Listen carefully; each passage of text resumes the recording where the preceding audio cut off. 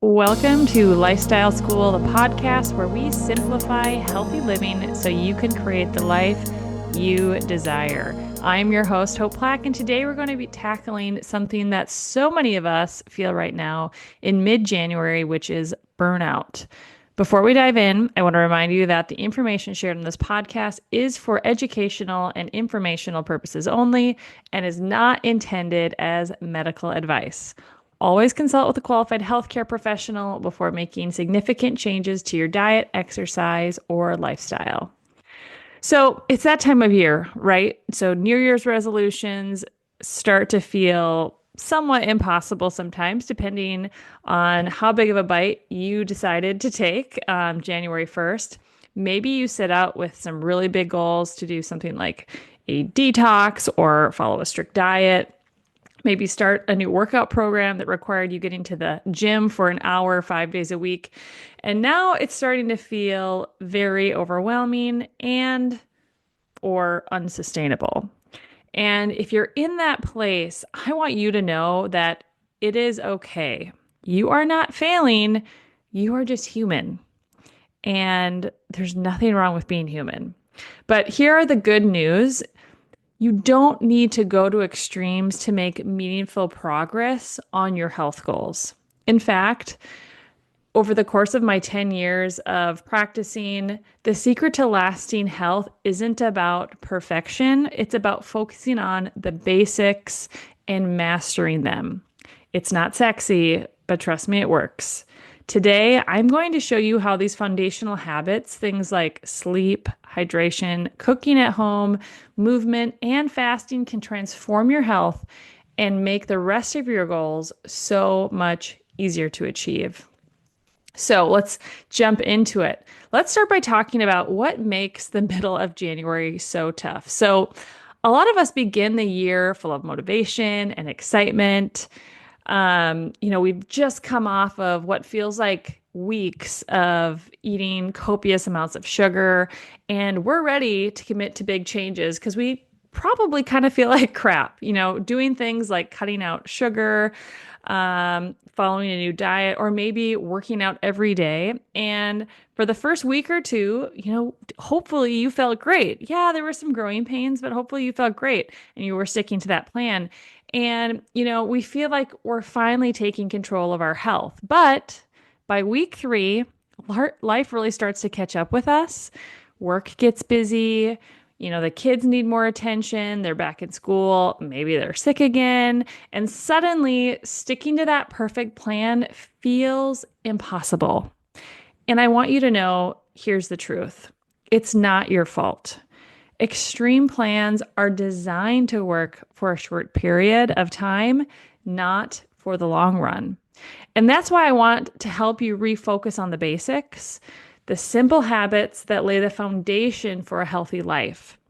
These are the things that make everything else possible.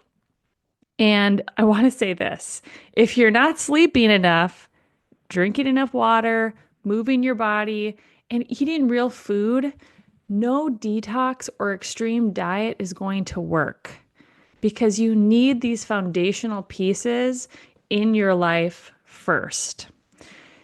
Think of it like building a house. You wouldn't start decorating the walls before laying the foundation, right? And it's really, truly the same with our health. When you focus on mastering the basics, you're giving yourself a strong foundation to build on. And here's the best part. These basics are simple. They're effective and they don't require perfection. All that they require is consistency. So I want to share a story about Sarah. Sarah is a fictional person, but I think this story is going to be very relatable. And I know I've been in similar situations like this in my life, and I'm sure in some way you'll probably be able to see yourself in this story. Like many of us, Sarah started January full of excitement and big plans for her health.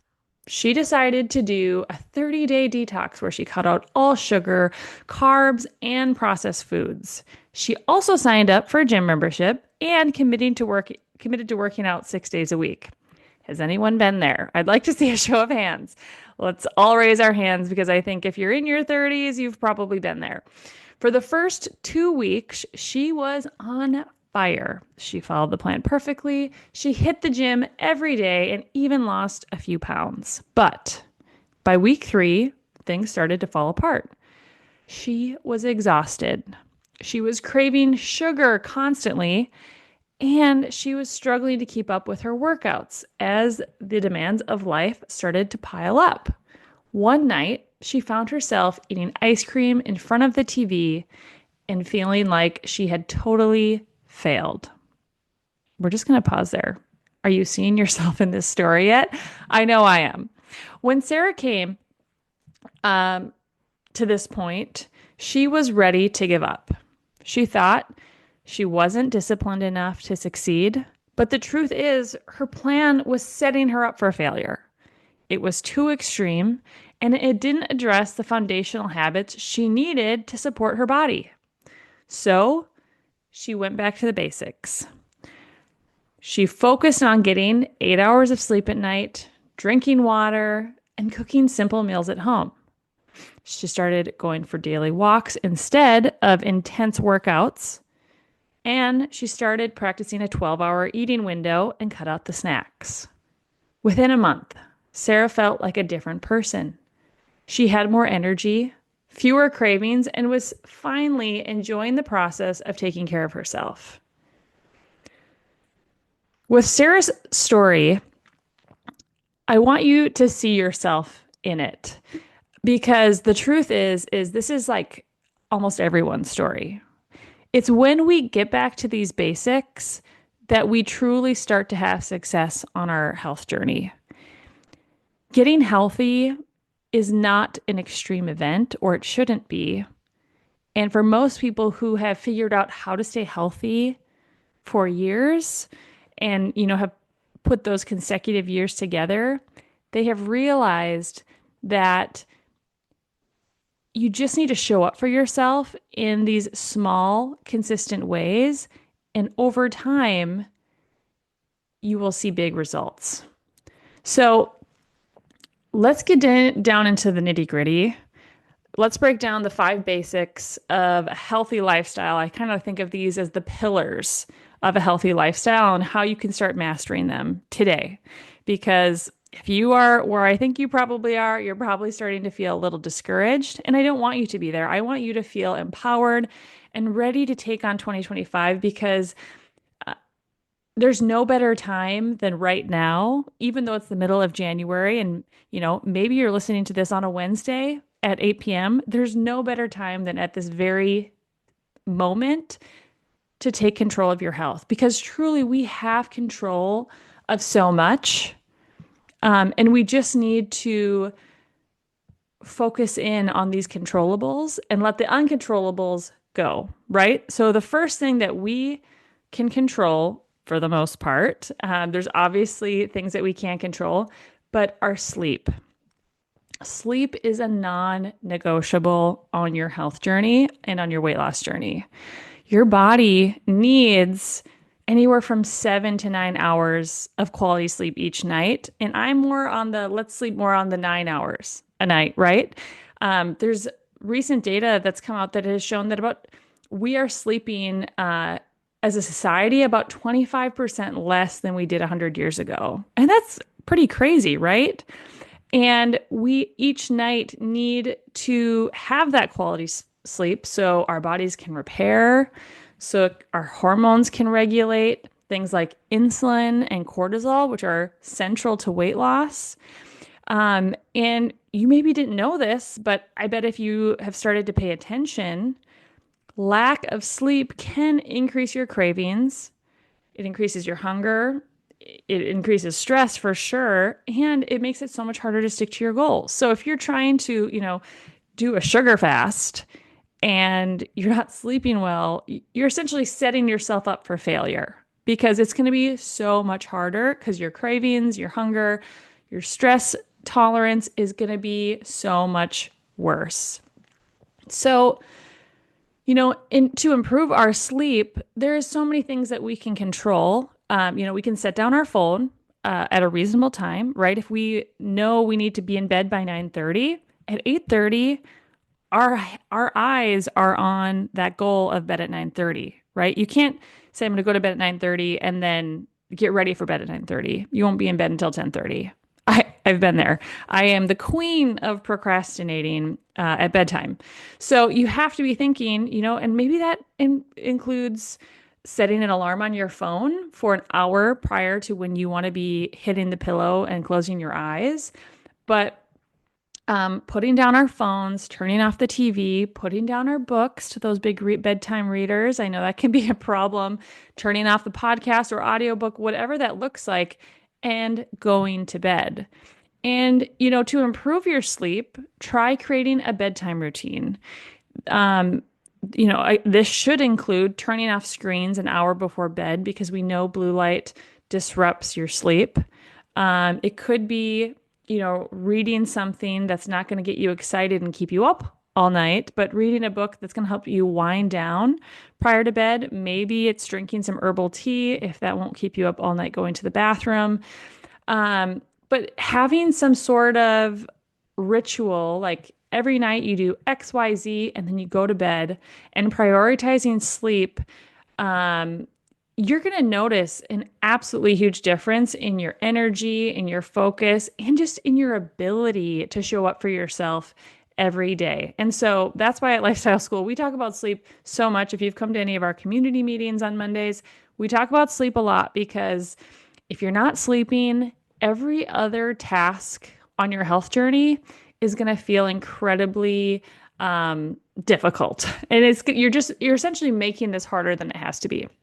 Number 2 is cooking meals at home. And I know this sounds so basic, but when you cook at home, you have control of ingredients, of your portion sizes, of quality of the ingredients that you're cooking with. And, it's going to result in you making better food choices. I know if I'm cooking at home versus going out to a restaurant, I am going to be eating better. Or if I'm just, throwing something that's pre-made together. It has to start by, planning simple, don't make it complicated, whole food meals where you have a healthy protein, high quality protein, you have some vegetables, you have healthy fats, and you put those together very simply with some different spices, and you have a delicious whole foods meal at home. And I really want to stress this point that cooking at home doesn't have to be complicated or time consuming. The main goal is just to really focus on real ingredients and keep it really simple. Have some different vegetables stocked in your fridge, have a couple different types of protein and some go-to proteins where you can, if you have a busy day, you throw that protein in a slow cooker at the beginning of the day and it's ready at dinner time. So cooking these meals at home, though, is going to give you so much more control, but also just result in you eating so much better. Number 3 is moving daily and getting outside. And I combine those together because I think if you can get outside and go for a 10-minute walk, you are going to feel so much better throughout your day, whether it's 0 degrees or 80 degrees or 100 degrees. You are going to feel better if you get that sun on your face, you get outside. We were meant to be outside. I don't truly believe we were meant to be creatures that were inside all of the time. Although I have lived in Minnesota where it gets to be 40 below. So I know there's definitely days you don't want to be outside. And honestly, I'm not a fan of above 100 and super humid. So I know it can be harder, but movement is medicine for our body and our mind. And so if you can combine once a day, getting outside, moving your body for, 10 minutes or more, that would be amazing. And, if you can do something that's going to be a little bit of resistance training, whether that's some body weight squats or push-ups at home, or maybe you have some dumbbells, or if you do love going to the gym like I do, go to the gym a couple times a week. But moving daily and just making that a part of your routine, getting outside, it is going to change the way that you show up for your day. But again, if you're not sleeping, moving is never going to feel quite as good. Number four is drinking water. Hydration is absolutely key. About 70% of our body is water, or a little bit more than that. And if you're not drinking half your body weight of ounces of water every day with electrolytes, you're probably dehydrated. And that's going to have all sorts of different side effects. But for example, if you're 160 pounds, you'd want to drink about 80 ounces of water every day. So drinking water, staying hydrated. If you are into fasting, if you're hydrated, fasting is so much easier. Also, if you struggle with food cravings, our stomach doesn't actually have um, like calorie signals. It just has, the like how we feel. So I heard a doctor say this once, and I thought this was really interesting. He said, you might feel like, you're hungry, but really it's just your body signaling that you're dehydrated. And I never want to minimize people's hunger, but at the same time, many people, and I've seen this on hundreds of lab tests, many people are dehydrated and it could do with drinking more water. So making that a simple foundational thing, you're starting your day. I start my day with 32 ounces of water. It's only going to benefit you. And if you're a lady like me in your 30s and you're starting to notice those fine lines, as my mother has always said, you can either be a raisin or a grape, and hydration is going to make you look so much better. I want to be a grape, not a raisin. And number five is fasting. We're big fans of fasting around here. And truly fasting gives your body a chance to rest and reset. Also, it gives a chance for your insulin to come down, a chance for your body to access that stored body fat that's been stored there, and to utilize it as energy. It helps work on metabolic flexibility. So even starting with just a 12-hour overnight fast, stop eating after dinner, no more late night snacking, and then waiting until breakfast in the morning, that is a super simple practice that we can do to improve digestion, stabilize our blood sugar, and support our metabolism. And, included in that fasting, I would say cutting out the snacks. So, nibbling on little pieces of candy or snacks or crackers constantly throughout the day. Getting those out of our diet is going to help our blood sugar, our digestion, and our metabolism. So if you aren't doing these five things, I'll real quick recap them. Sleeping at least 8 hours a night, cooking meals at home regularly, moving and getting outside daily, drinking enough water, and fasting regularly. And by fasting, I don't think you have to do anything, super long. I think 12 hours is a really great place to start. It's not the time to try to take up some very extravagant, over the top goals at the beginning of the year. These are the foundational things we need to really set ourselves up for success as we continue to build. I said this the other day to my community, but it's much easier to build on things you're already doing really well than changing bad habits. So once you have these things in place, you're already cooking at home. Maybe you want to tweak your macros. That's very easy. Maybe you need less carbs. Maybe you need more carbs. Maybe you need less protein. Maybe you need more protein. Maybe you need less fat. Maybe you need more fat. That's all going to be so much easier to tweak if you're already in the habit of cooking these whole food, real whole foods, real food at home. So a question I often get is, what if I can't do all of these things at once? And the answer is you absolutely don't have to. The goal is never perfection. And as someone who's an all or nothing, wannabe perfectionist, you have to know that it's about making progress. Every day, you want to look back on that day and say, it wasn't perfect, but I gave it all I got. And start with one habit. So maybe that's getting up in the morning and drinking a big glass of water. Maybe it's setting that alarm that after that alarm goes off at 8:30, you don't go on social media and you turn off your phone, you start getting ready for bed. Once these things start to become routine, add on to them, so add another thing. And these small steps, they lead to really big change over time. So here's a challenge I have for you. I want you to pick one of these basics. So whether it's sleeping, cooking at home, movement, hydration, or fasting, and I want you to focus on it for this next week.